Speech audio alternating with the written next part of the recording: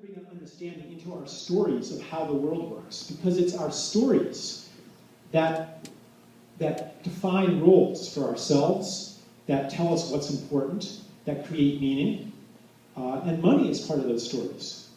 And we have a story in which this man's beautiful choice is irrational and a waste of time. And money reinforces that story, because he's not getting paid to take care of his aging mother-in-law. And many, many of the beautiful things that we do, that we understand in our hearts are significant and valuable and important, there's no money in those things. And the money, contrary-wise, the money is in the things that violate. And I'm generalizing here, okay? Certainly there's a lot of social entrepreneurs that are working really hard to align money with the things that are beautiful to them.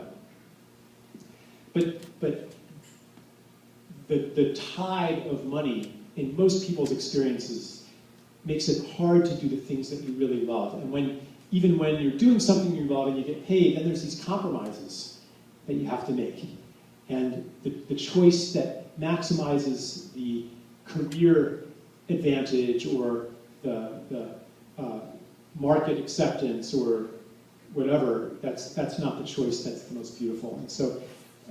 And so how do we incorporate this understanding that you have in that moment of doing these meaningful things? How do you incorporate that into our story of the world?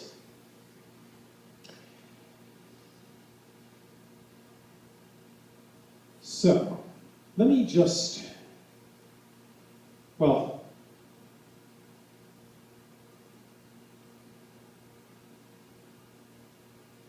really what this is about reuniting our logic with our hearts. It's about reuniting spirit and matter. And it's about reuniting money with what's sacred. And that's what a new economy is, to me. It's how do we make money into something sacred? How do we make economic life into something sacred? How do we align it with what is beautiful and important and valuable and sacred to us?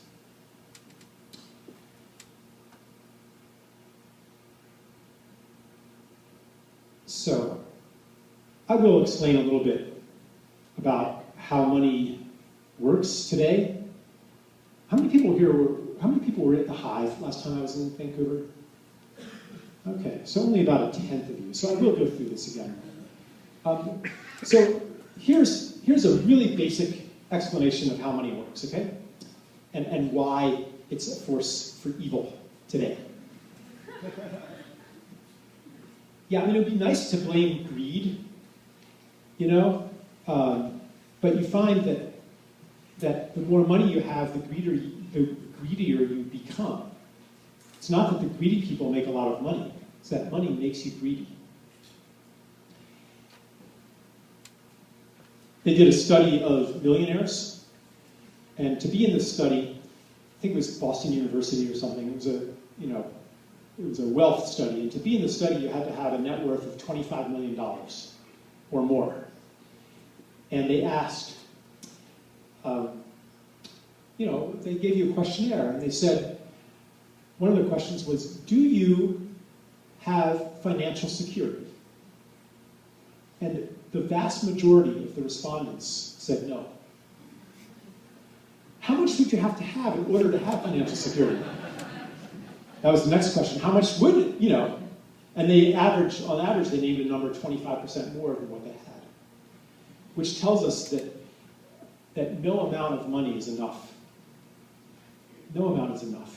And why is that? So I'm going to explain it. And so let's imagine that I'm a bank, okay? And I'm going to create money. And I'm simplifying this, but this is essentially how all money is created in our system. And I'm not going to go into a whole lot of details about the difference between base money and M1 and M2 and all this stuff, but this will give you essentially an accurate understanding of our situation, okay? I'm the bank, and I am going to give everybody in this room $1 million. I'm going to lend you each $1 million. And if you, and you can use that to do great things. You can build a chocolate factory. You can do anything you want with this, but in 1 year, you have to pay me back $2 million. Every single one of you. And if you don't, then I will take all of your possessions.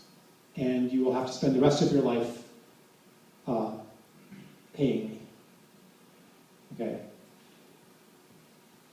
But that's okay, because you're a smart person.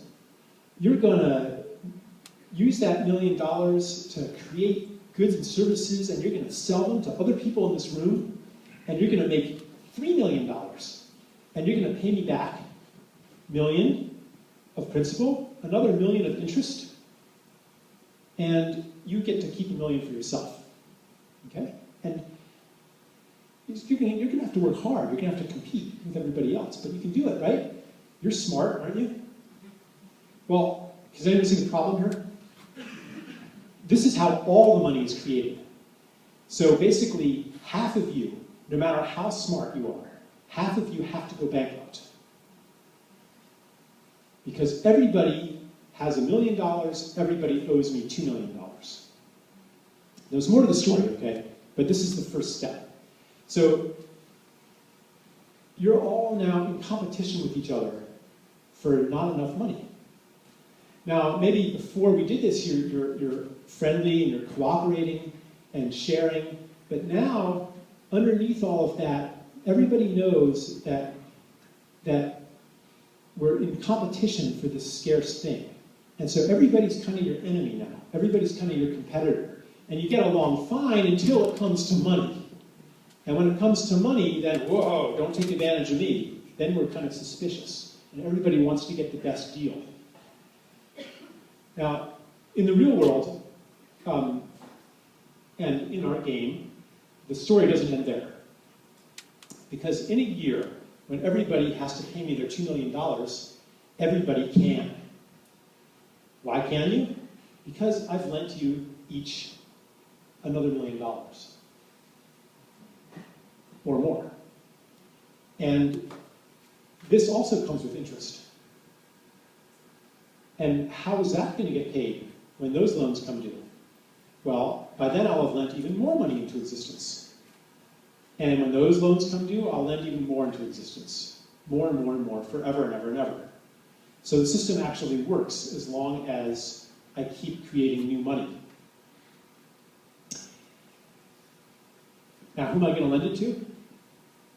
Well, if you have a good business idea, you're going to create some new goods and services and sell them to each other, sell them to other people, then I'll lend you that money. But if you don't have a good business plan, if you can't think of a way to sell something to each other, then you don't get a loan. So only if more and more goods and services are being created does the system work. And I'm gonna shortcut this thing and basically say that the system works as long as there's some of nature converted to a product and or some of a relationship to convert into a service. As long as you can find something that people don't pay for and make them pay for it, then the economy is going to grow. And it could be through technology. For example, 200 years ago, people never paid for communication. But now with telecommunications, that's become a service. 200 years ago, people almost never paid for medical care because there were folk healers and herbalists. Every other grandmother knew how to heal with herbs. And that knowledge became professionalized. It became illegal to practice medicine without a license, and now that's something that we pay for. Childcare was something that we never paid for. Music. Everybody knew how to sing. Everybody knew how to play an instrument. And that's, through technology, become a service. Technology has allowed us to take new parts of the earth and turn them into products. And not just technology, but well, cooking never used to be a service much. You know, mom would cook dinner, and that's become a service. Play was not something that children paid for. The creation of imaginary worlds, the kingdom of childhood, cops and robbers, these worlds of the imagination. And now that's something that we buy from software studios or Hollywood. And so we've migrated from a world of relationship, from a world of gift, to a world of money. That's where the money comes from. And if your heart is not in that, if that's not what you want to do with your life, then you're not going to find a job. That's not where the money is. That's why there's not a lot of money in wetlands restoration. You're not going to get rich by pursuing a career in wetlands restoration, or permaculture, or animal rescue, or how about helping released convicts adjust to society? Does that pay as much as chopping down forests, paving over wetlands, hiring prison labor to make products, right? So you see the pattern here. You see how this agreement of money that says it's created as an interest-bearing debt. You can see how this creates the dynamics that we all live in, how it separates us from each other, and how it creates endless growth. And what we're transitioning to is a very different model, where no longer is the goal of economic life to extract as much as possible, but we see our economic lives through the lens of what can I give to the world. So now I'm going to take this a little deeper. Because the story of money, as I said, doesn't exist in isolation, but it's part of a bigger story.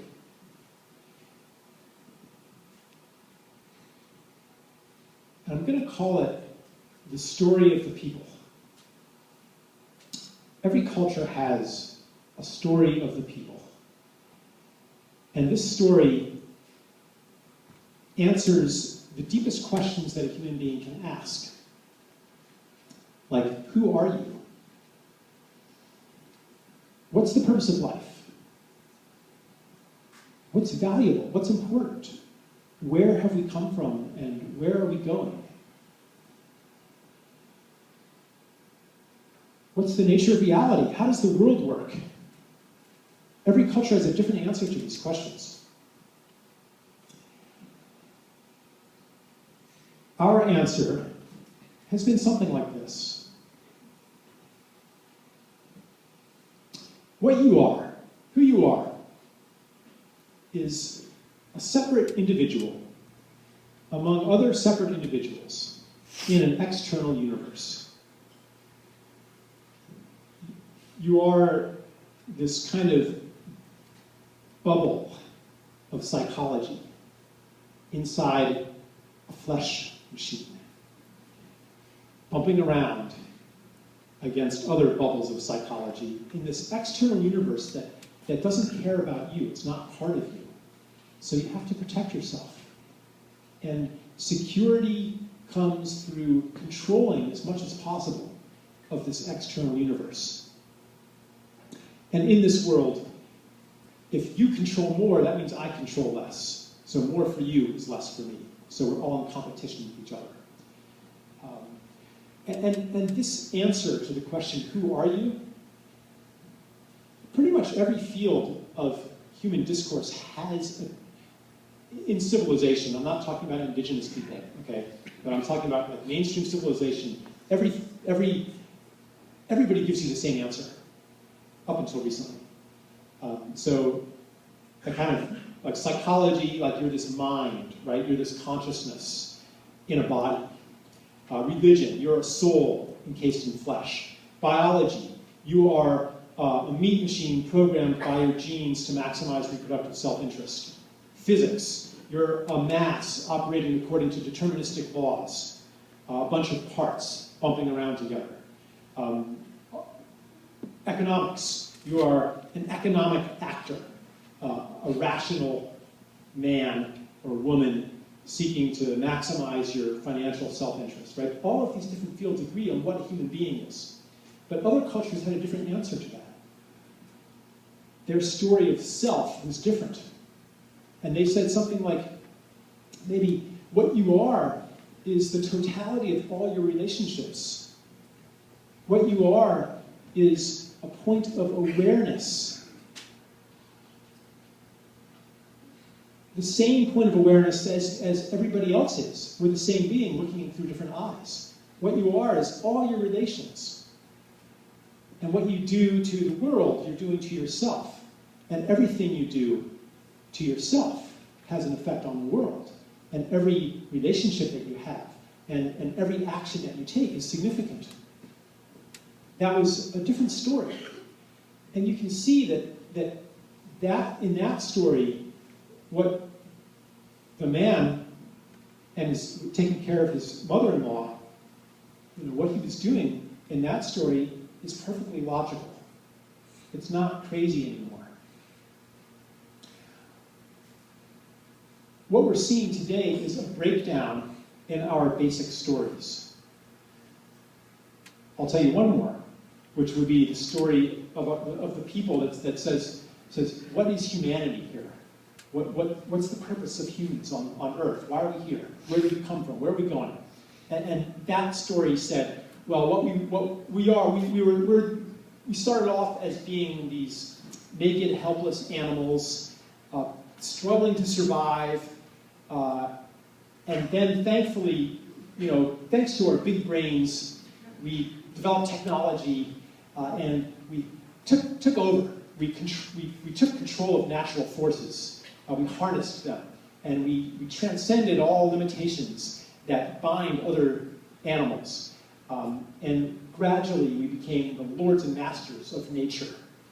And the story says, we leveled mountains, we changed the course of rivers, we domesticated plants and animals, we developed machines. And someday, the story says, our control will be complete.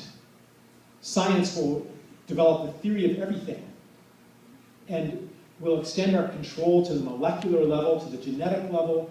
We'll have bubble cities. We won't need nature anymore. We'll have gotten past that. We'll have risen above that. That's the destiny of humanity, according to this story. And by the year 2000, there will be no more disease. Like that's what they were saying in the 50s. And we'll have space colonies. We'll synthesize our food. I read a book when I was a kid, written in the 50s, that said by the year 2000, there will be no more insects. We'll have conquered the insects. But don't worry, pollination, we'll have synthetic food by then. By the year 2000, of course. We'll have synthetic food. And maybe hydroponics, right? And so everyone believed in this story, but this story is obviously becoming obsolete. And the story of the separate self is becoming obsolete. And the entire civilization built on these two stories is becoming obsolete. And the money system built on these two stories is becoming obsolete.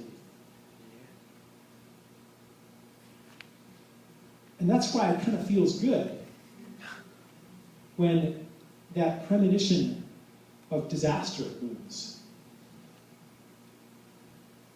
Because we want to be free from those old stories.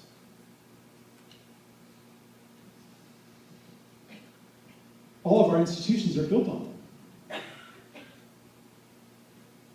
Separation and domination, growth, ascent.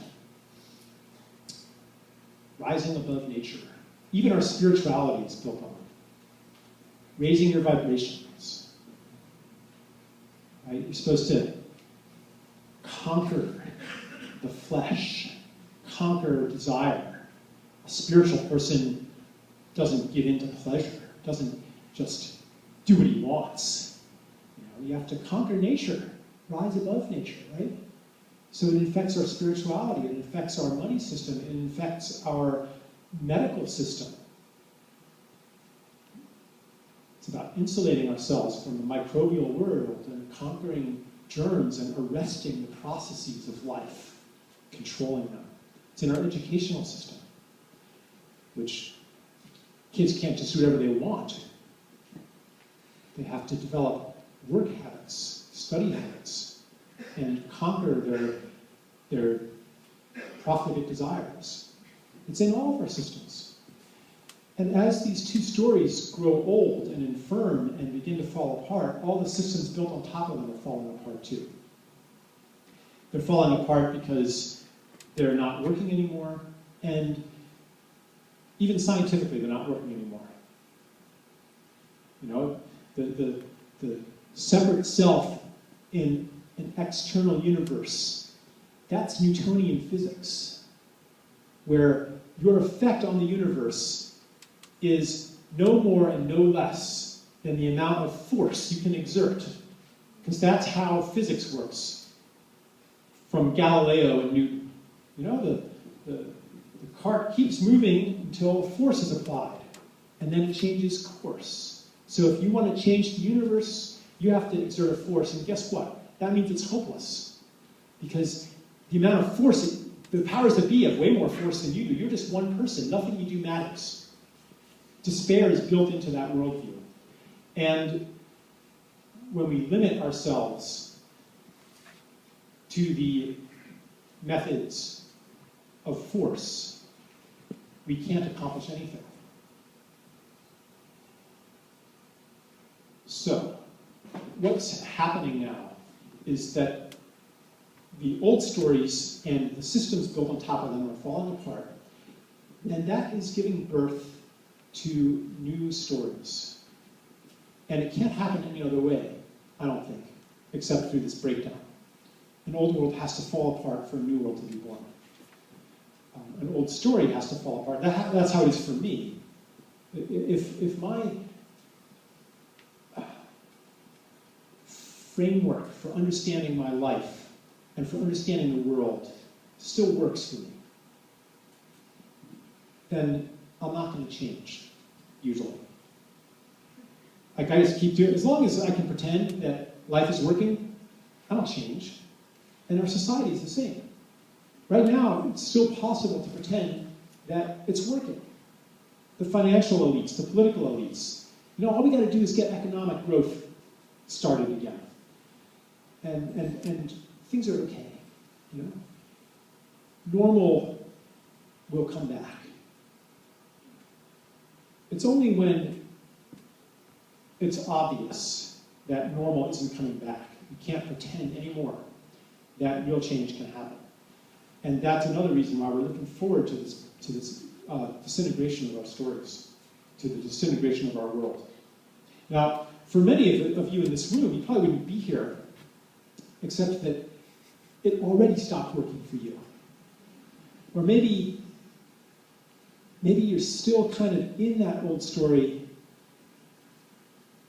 and it's still kind of working, but you have a feeling it's not going to work much longer, and you don't really want to be there. Or maybe it already stopped working, and you're not in a new story yet. You're in that space between.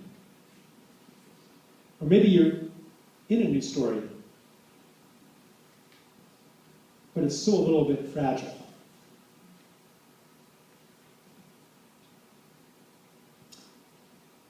And the thing I was saying to Nicole on the phone, you know, many of us, for decades, we've been living or trying to live from the understanding of the connected self. Because that's the new story of self, right? It's the self of inner being. It's the self of well, I described it already, that anything I do to the world, I'm doing to myself. Anything that, any relationship, any person in my life mirrors something in me. This is something that we can feel. This is why it feels significant to spend 6 hours a day taking care of an old lady, you know? And so many of us, in various ways, we're living our lives in order to be of service. Because in the world of the connected self, the purpose of life is no longer to maximize self-interest. The purpose of life is to give of your gifts towards something larger than yourself, which isn't really separate from yourself.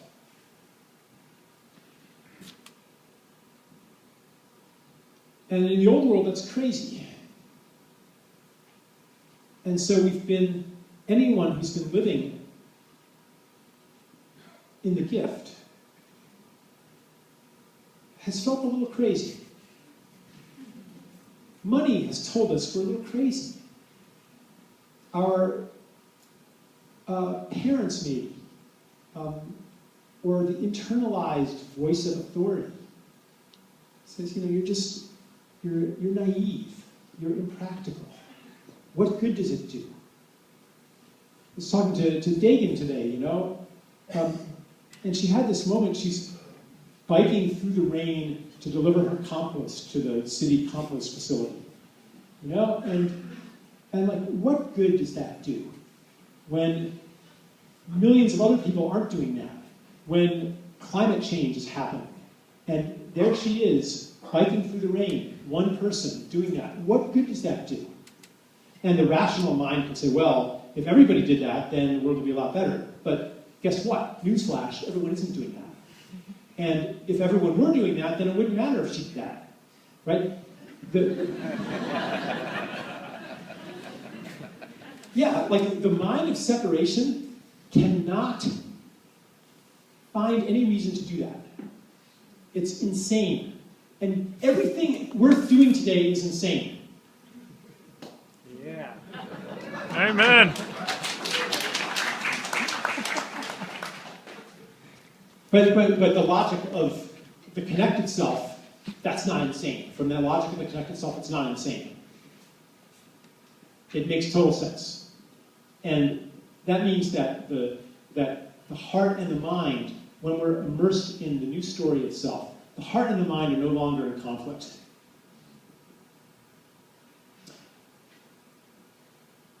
We're still in conflict with money, more or less, because it's built on this old story. It embodies separation, it embodies endless growth. But that's changing. That's changing, and many of you in this room are among the people who are changing it. Pioneering, those of you who are social entrepreneurs, really what you're doing is you're saying, how can I use money as a gift? How can I use this as a creative tool to add to the beauty and health and harmony of the world?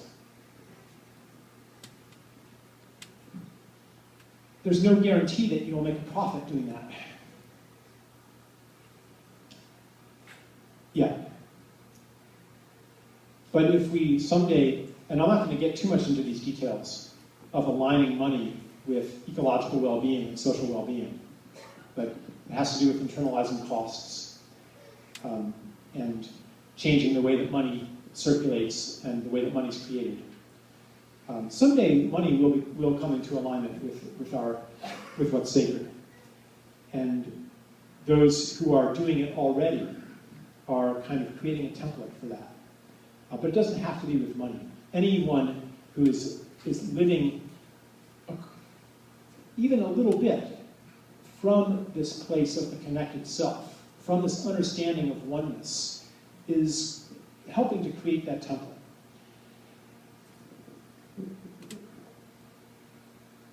It's not something I can, persuade you of. Like, I could maybe give you evidence that we're not discrete, separate selves in a world of other. I could tell you about experiments in social psychology, physics, new genetics. But really what brings us from an old world into a new world is an experience that doesn't fit into the old world. And everyone's probably had those experiences. It could be at the bedside of a dying loved one, or with a near, maybe even if you had a near-death experience, or some kind of religious experience, or being in nature for a long time, or a psychedelic experience, or just being really moved by something, and at that moment it's just so obvious what the nature of being is, and it's so obvious what's important, and you think, I'm going to go back to my life, and I'm going to live from this place. But then you go back, and all of those old structures, they pull us back.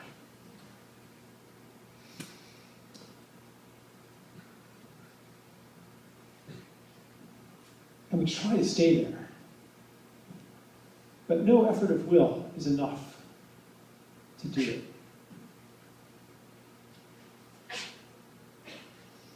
Those experiences come as a gift. They're not something that we can manufacture. They are something that we can give, though.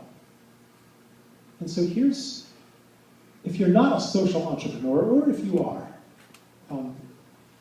it doesn't matter how much money you have or don't have. Here's a little piece of political advice. Okay? Given that the world that we know is built on the story of separation and the experience of separation, anything that you do to puncture that experience, anything that you do that doesn't fit into that story for another person, weakens the experience of separation. Any act of generosity doesn't fit into that story. Even hearing about generosity, even hearing about this man spending 6 hours a day taking care of a 95-year-old woman invisibly, like it kind of says to me, yeah, you know, the world isn't what I was told. Everyone's out for themselves. Look at what this man is doing. That data point doesn't fit into the world of separation. And when I receive generosity, it tells me, yeah, the world isn't a war of all against all. Or when I receive forgiveness or unconditional love.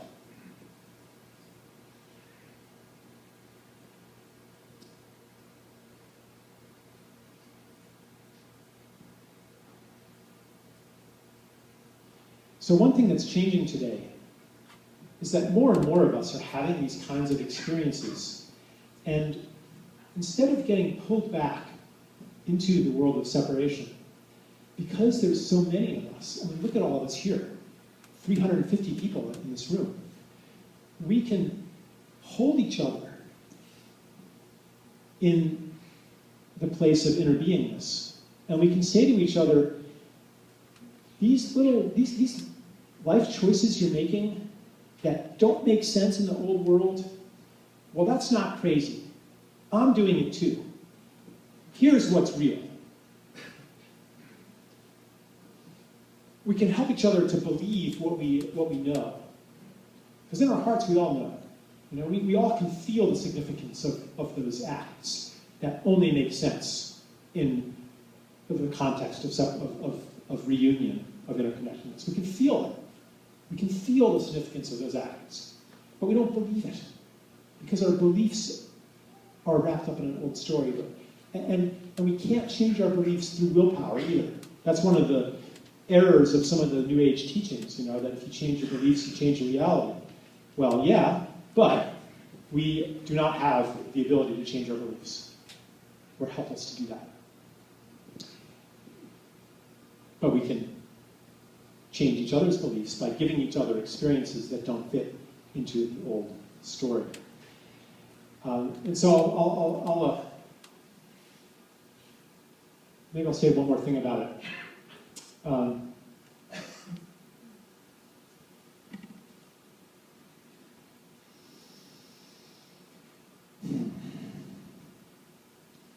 I'll quote my favorite mystic, Sun Ra.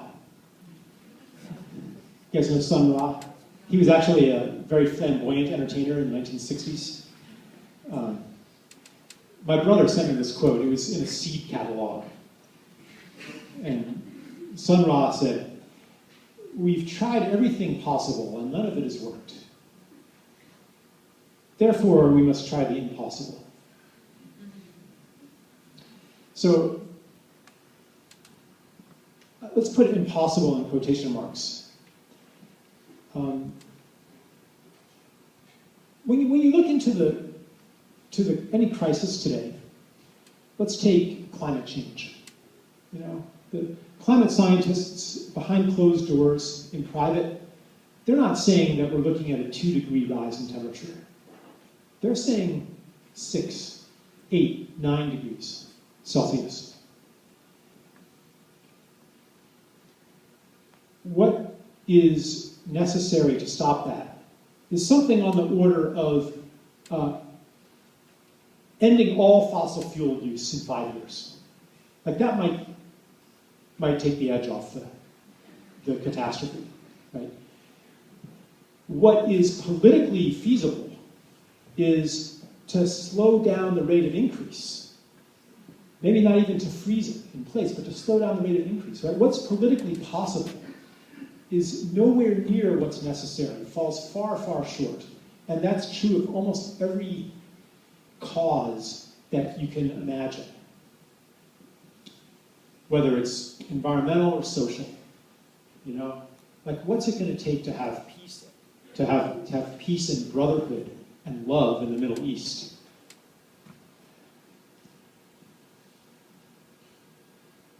We have to accomplish things that we have no idea how to do, according to our things that are impossible, according to what we knew about the way the world works in the old story, according to our old understanding of cause and effect, they're impossible. But in a new understanding of cause and effect, they are no longer impossible. And maybe some of you have had this experience of kind of being part of a different, like, it's like this implicate order, as David Bohm put it, you know, a different matrix of cause and effect, where you're just, like again and again, you're at the right place at the right time, bumping into the right person, and all these synchronicities line up, and you become capable of things that you had no idea how to accomplish beforehand. It's almost as if this thing wanted to happen, and as you stepped into service to it, it created opportunities, and all you have to do is to say yes to them.